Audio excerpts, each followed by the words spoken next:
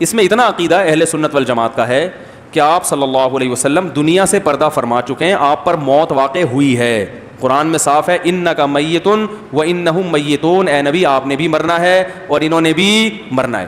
آپ صلی اللہ علیہ وسلم پر موت واقع ہوئی ہے, روح جسم سے الگ ہوئی ہے, اور پھر آپ صلی اللہ علیہ وسلم کو وہی احکام ہوئے جو میت کے ہوتے ہیں. آپ کو غسل دیا گیا, جنازہ نہیں پڑھا گیا آپ کا, اس لیے کہ اس کی علماء نے مختلف لاجک بیان کی ہے جنازہ کیوں نہیں ہوا. میرا ایک ذوق ہے, میرا خیال ہے کہ شاید اس لیے نہیں ہوا کہ جنازہ کیا ہوتا ہے دعائے مغفرت کے لیے, اور پیغمبر کے لیے مغفرت کی دعا نہیں ہوتی. کبھی آپ نے دیکھا اللہ نبی کی مغفرت فرمانا, اس میں ایک توہین کا عنصر ہے کہ گویا نبی سے معاذ اللہ گناہ ہوئے ہیں جو مغفرت. نبی پر درود ہوتا ہے, درود صلات کہتے ہیں رحمت. کبھی اوپر دیکھو, نبی کے لیے رحمت کی دعا بھی نہیں ہوتی اے اللہ نبی پر رحم فرما, نہ ایسے نہیں کہا جاتا. رحم میں یہ ہوتا ہے جیسے قابل رحم ہو بیچارہ ہے نا, جیسے ترس آ رہا ہو نا, اس کی حالت خستہ. نبی پر صلات ہوتا ہے, صلات رحمت سے اوپر کی چیز ہے.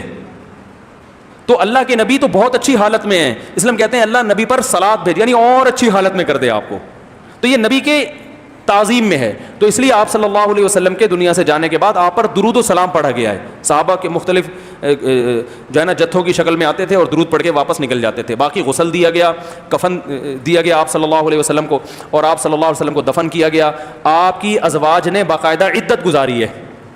میت کی عدت ہوتی ہے نا بھائی, عدت میت کی ہوتی ہے نا, اور عدت گزارنے میں جو باقاعدہ پراپر عدت ہوتی ہے وہ آپ کی ازواج نے اسی پراپر طریقے سے عدت گزاری ہے.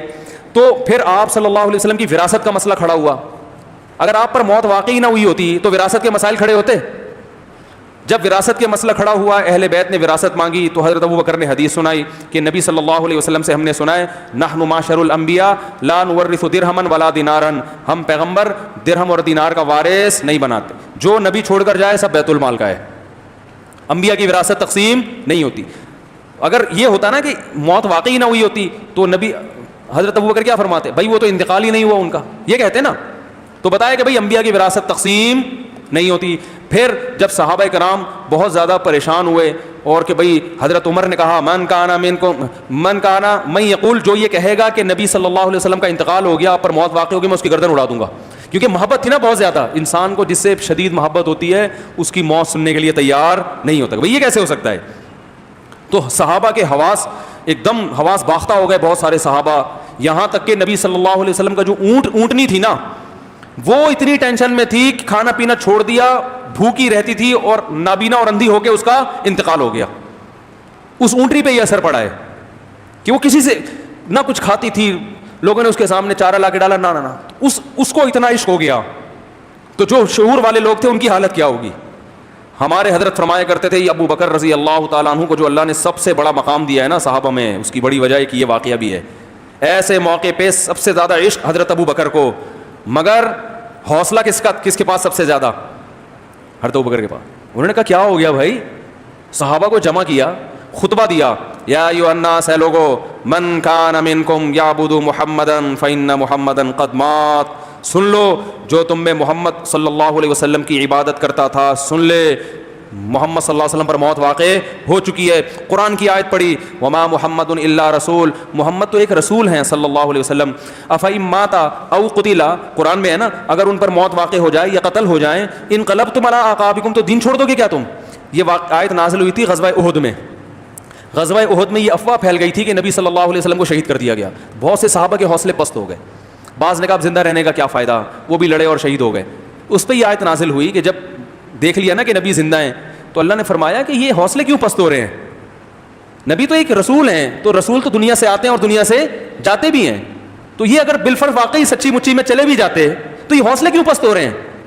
تو اگر آئندہ ان کی موت واقع ہو گئی یا جنگ میں شہید کر دیا گیا تو کیا دین سے واپس پھر جاؤ گے.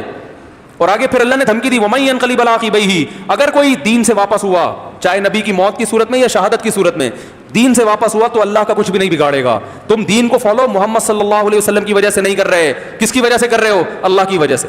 لیکن وہ ساری آیتیں صحابہ کو ظاہر عشق کی یہ کیفیت تھی کہ جب نبی کی موت کی خبر آئی ہے تو یہ سب آیتیں بوجھل, نظروں سے اوجھل ہو گئیں, کیونکہ ہم اور آپ تو تصور نہیں کر سکتے نا صحابہ کو جو محبت تھی.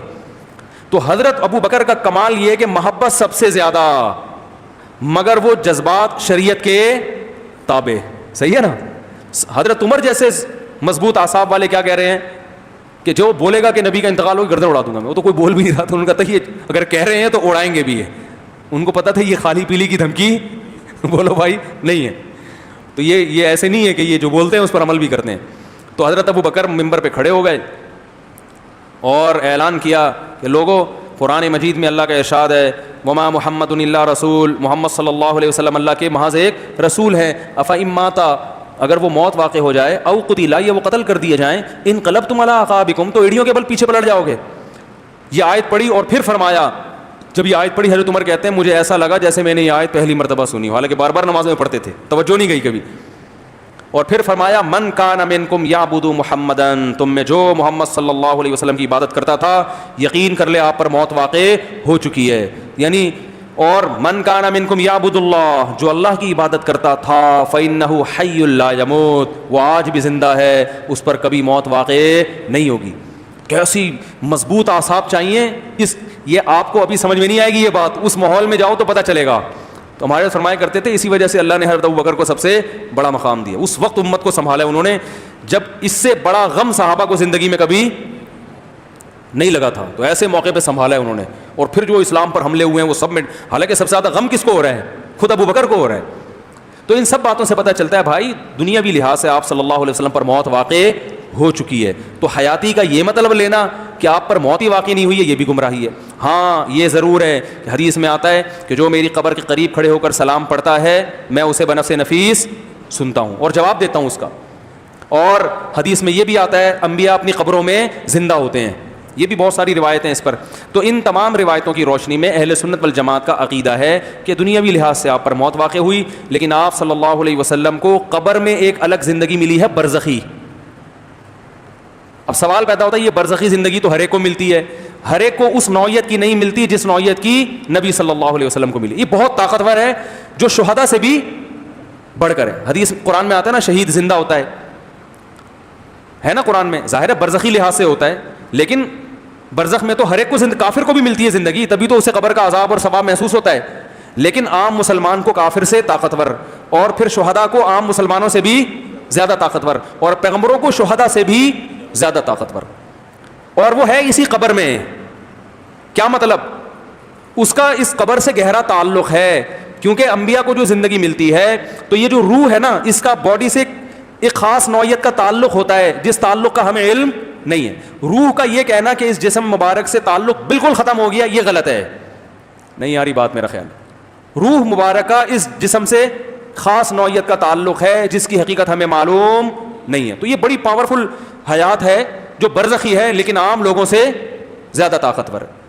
اور اسی کی بیس پہ آپ صلی اللہ علیہ وسلم سلام سنتے بھی ہیں اور اس کا جواب دیتے بھی ہیں. اب آگے چلو, اب مسئلہ کہاں گڑبڑ شروع ہوتا ہے. یہاں تک تو سبھی مانتے ہیں, جو مماتی ہیں نا, میں ان علماء کے پاس بھی گیا ہوں, وہ بھی مانتے ہیں کہ نبی صلی اللہ علیہ وسلم کو برزخی حیات ملی ہے اور وہ شہداء کی حیات سے بڑھ کر ہے. یہاں تک وہ بھی مانتے ہیں. جو اس کو بھی نہ مانے وہ یقیناً گمراہ ہے, سمجھ رہے ہو, وہ یقیناً بدعتی ہے, لیکن مانتے ہیں. آگے پھر جو مسئلہ کھڑا ہوتا ہے وہ یہ ہوتا ہے کہ نبی صلی اللہ علیہ وسلم کی جو ازواج ہیں ان سے نکاح کیوں حرام ہے؟ حرام تھا نا نکاح صحابہ کے لیے. تو بعض حضرات یہ کہتے ہیں کہ نبی صلی اللہ علیہ وسلم کو چونکہ برزخ میں اتنی طاقتور حیات ملی ہے کہ اس حیات کے اثرات اس زندگی پر بھی پڑے ہیں. یہی وجہ ہے کہ آپ کا جسم مبارک خراب نہیں ہوتا, صحیح ہے نا, اور اسی حیات کی وجہ سے جنازہ نہیں پڑھا گیا. بعض علماء کی یہ رائے ہے. اور اسی حیات کا اثر ہے کہ وراثت تقسیم نہیں, بعض علماء کی یہ رائے ہے. اور اسی حیات کا اثر ہے کہ آپ کی بیویوں سے نکاح حرام ہے. اس میں دونوں رائے ہیں. بعض علماء اس کے قائل ہیں, لیکن بعض علماء اس کے قائل ہیں کہ اس پر کوئی واضح دلیل ہمارے پاس موجود نہیں ہے. نبی کی جو ازواج سے نکاح حرام ہے وہ اس لیے کہ اللہ نے آپ کو امہات المومنین, ہماری مائیں بنا دیا. تو ماں سے نکاح تو نہیں ہوتا نا, تو احترام دے دیا, تو اب نکاح کو اس بیس پہ حرام کر دیا. تو اس میں علماء کی دونوں رائے ہیں اور دونوں ٹھیک ہیں. کسی ایک رائے کو بھی آپ فالو کر سکتے. میری اپنا رجحان اس طرف ہے کہ بھائی جو وراثت تقسیم نہیں ہوئی اس کا اس حیات سے تعلق نہیں ہے, کیونکہ پھر غسل بھی نہ ہوتا, ٹھیک ہے نا. اور پھر عدت کیوں گزاری امہات المومنین نے؟ جو وراثت تقسیم نہیں وہ اس لیے کہ پیغمبروں کی وراثتیں تقسیم نہیں ہوتی. جو آپ کی ازواج سے نکاح حرام اس لیے کہ وہ نبی کی بیویاں ہیں, وہ عام عورتیں نہیں ہیں, تو وہ ہمارے لیے قابل احترام ہے, ماؤں کی جگہ ہیں, اس لیے نکاح حرام ہے احترام کی وجہ سے. اور یہ سب, لیکن اگر کوئی اس کا قائل ہے کہ حیات کی وجہ سے تو بھی ٹھیک ہے, گورنمنٹ کی طرف سے کوئی پابندی, بولو بھائی, اس کا ذوق ہے, چلتا ہے. پھر اسی طرح آپ صلی اللہ علیہ وسلم کا جو جسم محفوظ ہے تو وہ بھی آپ صلی اللہ انبیاء کا معجزہ ہے کہ انبیاء کے جسم خراب نہیں ہوتے, بالکل تغیر نہیں آتا ان میں. ہاں یہ آخری بات رہ گئی کہ نبی صلی اللہ علیہ وسلم کی اس حیات کو اس قبر سے ڈسکنیکٹ کر دینا ٹھیک نہیں ہے. یہ کہنا کہ اس قبر میں محض نقل کفر نباشت کہ بالکل ایک باڈی ہے اور اس کا یعنی روح سے کوئی تعلق ہی نہیں ہے, بالکل ایک یعنی ایک جسم ہے اور کچھ بھی نہیں, یہ غلط ہے. ہم جو جاتے ہیں نا نبی صلی اللہ علیہ وسلم کی قبر پہ سلام پیش کرتے ہیں تو صرف اس لیے تھوڑی کہ باڈی ہے وہاں, ہم یہ سوچ کے کہ نبی صلی اللہ علیہ وسلم یہاں موجود ہیں. اب یہ کہتے ہیں کہ ایک ایسی عجیب سی بات ہے کہ یہاں بھی ہیں اور علیین میں بھی ہیں, ٹھیک ہے نا, یہ خواب کی بات ہے. دیکھو خواب میں انسان کا جسم بستر پہ ہوتا ہے اور اس روح کا اس بستر سے تعلق بھی ہوتا ہے کہ نہیں ہوتا, لیکن وہ ایک الگ دنیا میں بھی ہوتا ہے. تو آپ صلی اللہ علیہ وسلم جنت کی نعمتوں میں بھی ہیں, اللہ کا قرب بھی ہے آپ کو, کیونکہ وہ برزخ میں ہیں, اور آپ کا اس قبر سے تعلق بھی ہے. جیسے سوتا ہوا آدمی جو ہے نا اس کا بستر پہ بھی لیٹا ہوا ہوتا ہے نا, بستر سے تعلق ہوتا ہے, ختم نہیں ہوتا, لیکن وہ برزخ میں عالم خواب میں کہیں اور بھی ہوتا ہے. تو ایک ہی شخص ایک وقت میں دو جگہ ہو سکتا ہے, الگ الگ عالم میں, ایک ہی عالم میں دو جگہ.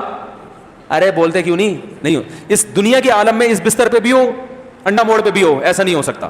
لیکن ایسا ممکن ہے کہ اس دنیا کی لحاظ سے اس بستر پہ ہو اور عالم ارواح میں انڈا موڑ پہ ہو, عالم خواب میں کہاں ہو, انڈا موڑ پہ. تو ہمارے نبی صلی اللہ علیہ وسلم جو ہیں اس قبر میں بھی ہیں, دنیاوی لحاظ سے تو آپ اس قبر اتھر میں ہیں اور روح کا جسم سے تعلق ہے. برزخی حیات میں آپ صلی اللہ علیہ وسلم کو اللہ تعالیٰ نے جہاں بھی رکھنا ہے, جو اللہ نے آپ کو نعمتیں دی ہیں ان سے لطف اندوز ہوتے ہیں. اور جو قبر پہ, اچھا بعض لوگ یہ اشکال کرتے ہیں قبر پہ تو کروڑوں لوگ سلام پڑھتے ہیں, تو کیا سب کو سن رہے ہیں اور پھر سب کا جواب دے رہے ہیں؟ تو یہ تو پریکٹیکلی ممکن او بھائی کیا ہو گیا ہے نہیں. تو بات یہ ہے کہ ہم جو یہاں سلام پڑھتے ہیں تو وہ سلام عالم برزخ میں پہنچایا جاتا ہے, عالم برزخ میں سنتے ہیں. برزخ میں یہ سب ممکن ہے, دنیاوی لحاظ سے یہ ممکن نہیں ہے. تو برزخ میں ہو رہا ہے یہ سب کچھ. جب سلام پڑھا جاتا ہے تو عالم برزخ میں نبی صلی اللہ علیہ وسلم کو وہ سلام سنایا جاتا ہے, پھر عالم برزخ میں آپ صلی اللہ علیہ وسلم اس کا جواب دیتے ہیں. تو وہ اس میں وہ ممکن ہے عالم برزخ میں. وہاں ٹائم کے اکائیاں وہ نہیں ہیں جو یہاں ٹائم کی اکائیاں ہیں. تو علامہ ابن حجر رحمہ اللہ نے یہی لکھا ہے کہ یہ برزخ کی چیز ہے جس کو دنیا پر قیاس نہیں کیا جا سکتا.